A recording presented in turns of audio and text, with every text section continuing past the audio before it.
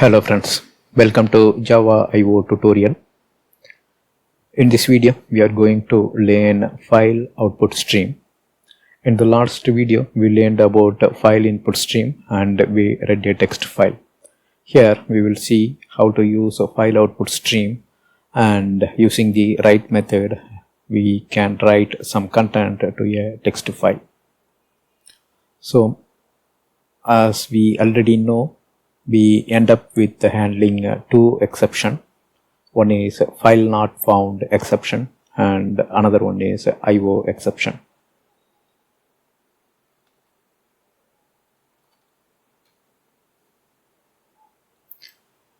File output stream writes data to a file.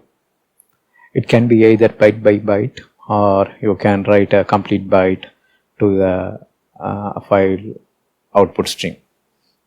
That means one byte at a time or a chunk of bytes at a time. While opening a file, there is a chance to get file not found exception.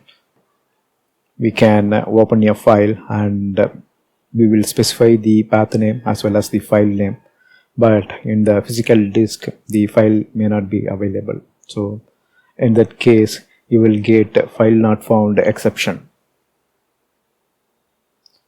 One can open already existing file or can open a new file for writing. So it's a new file or existing file. Existing file means that you are opening that in the append mode. So during the construction time itself, we can make use of a Boolean parameter, and by supplying the Boolean parameter to true, we can say that the file already exists in the disk and I'm opening it for appending the content. Or we can say I want to create a new file and start writing in it. The write method overload will write the data to a file. So just like read, there is a write method. Read method will read the content from your file, and we will use file input stream to perform the read operation. Since this is a file output stream, you will be seeing the write method here. So while writing also, we may end up getting the IO exception. So you will get this IO exception while reading if something goes wrong. Similarly, when writing also, there is a chance to get IO exception. So the IDE will ask you to handle this exception when you make a call to the write method.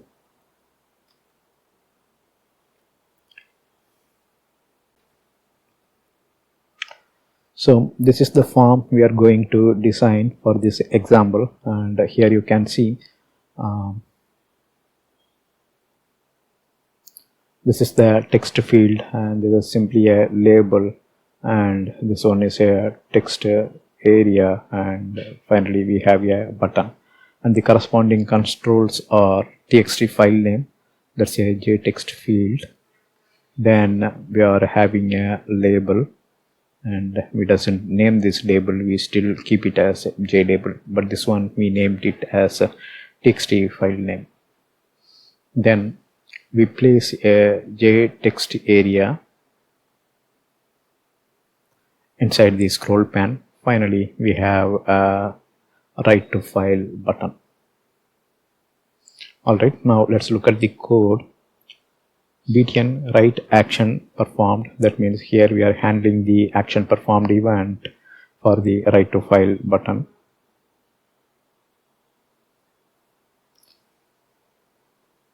Now here we are using the file.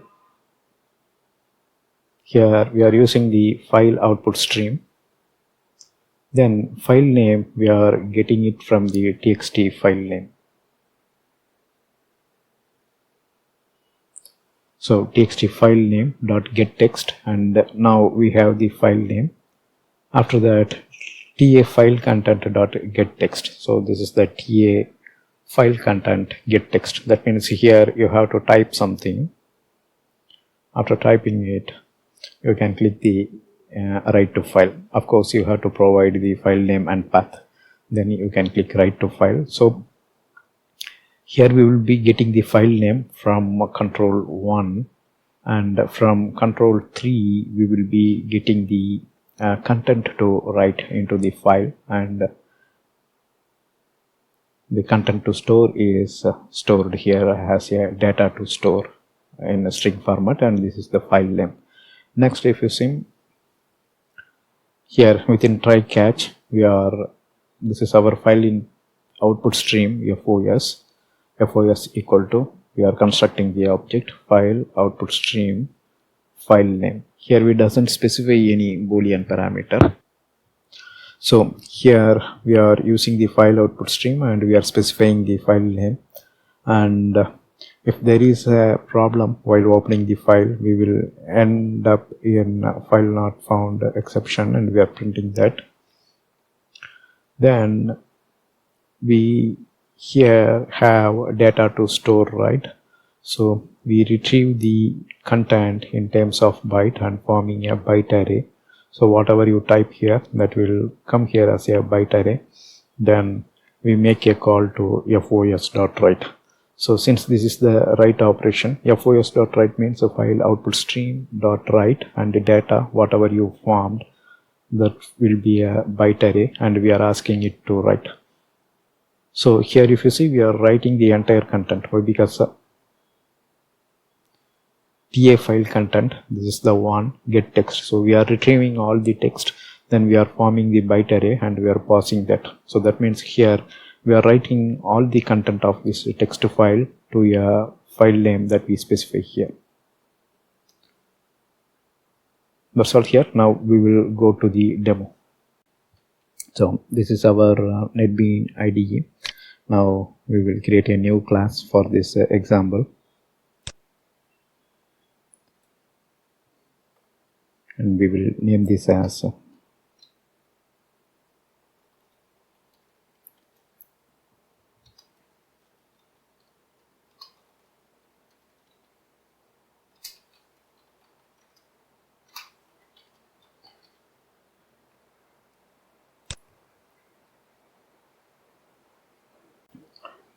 so here we need a label, a text field, text area, and a button. So we will place a label,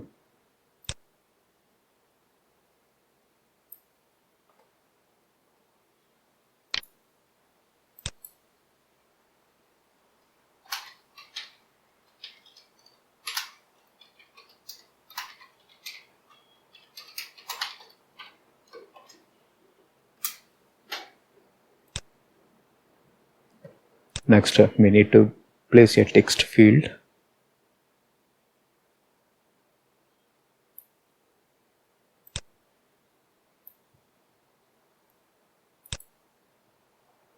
so this text field is named as txt file name.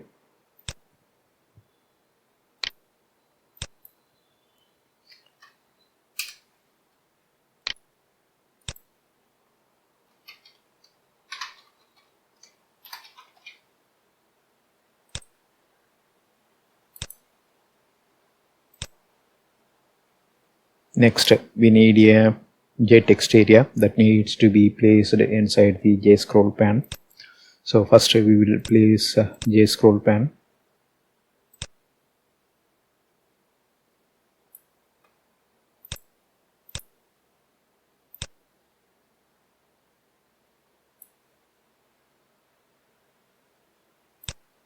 And for JScroll pan we will cut down the horizontal scroll bar by specifying the horizontal scroll bar policy as never vertical scroll bar as needed. As needed in the sense, when you type something and if it goes beyond the height of this text area we haven't yet placed, but once you place the text area and the content, if it grows beyond this panel height wise, then a vertical scroll bar will be provided. Next we will add JTextArea. We will close the container. Here I'm dragging and dropping the JTextArea, which it occupies the full content of the scroll pane. Now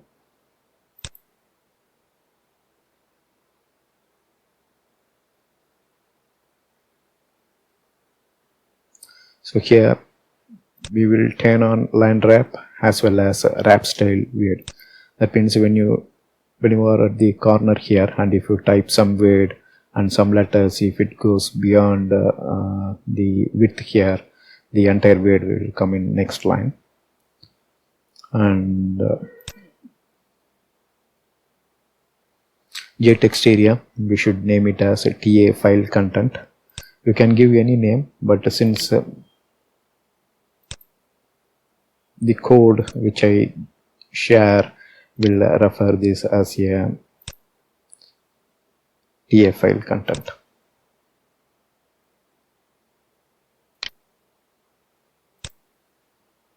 TA stands for text area file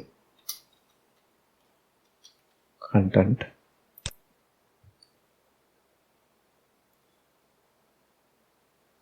Next we need some room for the button, and we will place the button here. We will name this button as btn write.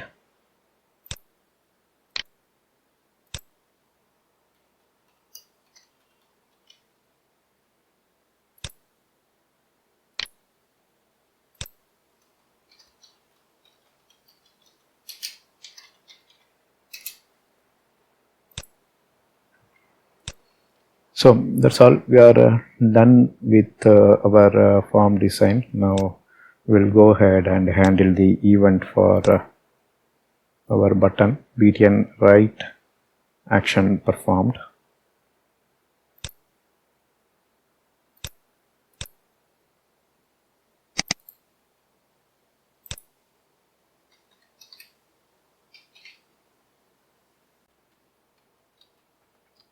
So first we have to take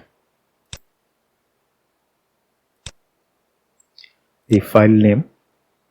So this one is from java.io.fileOutputStream txt file name. This is the txt file name. From here we are taking the text content and we are storing that as a file name. Then TA file content.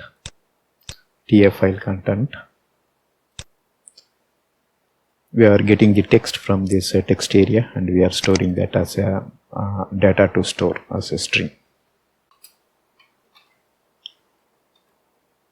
Next we are opening our file output stream by supplying the file name with path, and it is expecting to handle the try catch. That means file not found exception. So file not found exception code is added.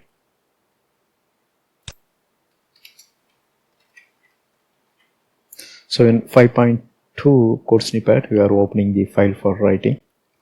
So here we already have the file content, right? Now we will convert that as a byte array, as already explained in the slide. Now we have everything is ready. So that means we have our file output stream.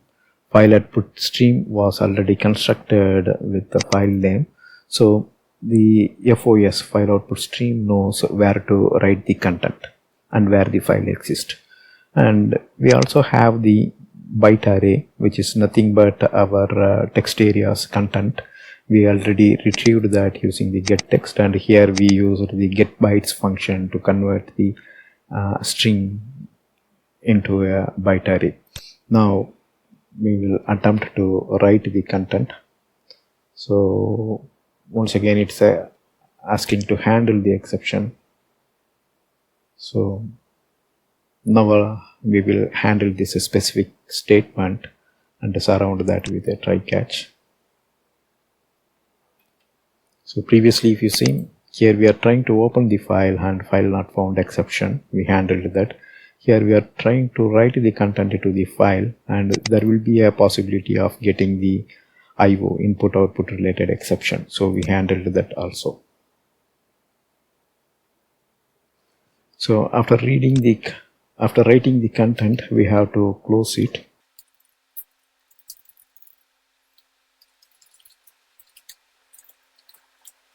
So here we are closing the content. So here if you see, both are related to try catch, and we no need to have multiple try catch. So I'm removing this. And we will remove this try also, and we will keep both these statements together.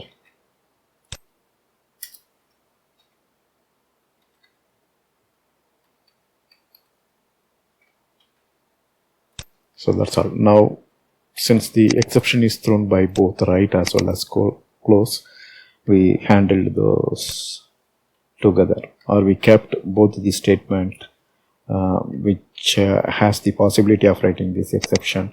So we kept those statements together. Alright, now we will double click here and build the project.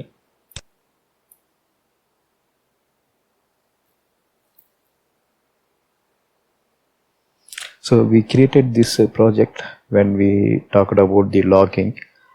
Here our goal is to learn logging as well as logging IO. So our project contains all the examples. Here I am right clicking and asking to run the file.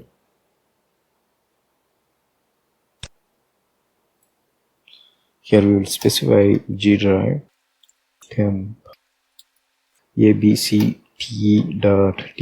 That's the file. Alright, now we will click on write to file. So it's done. Gtemp, and here is a gtemp, and you can see abct. That's the name we gave. Here you can see the content is written into this file. So the file was not there, and the file is created by the app, I mean the sample. So that's all here.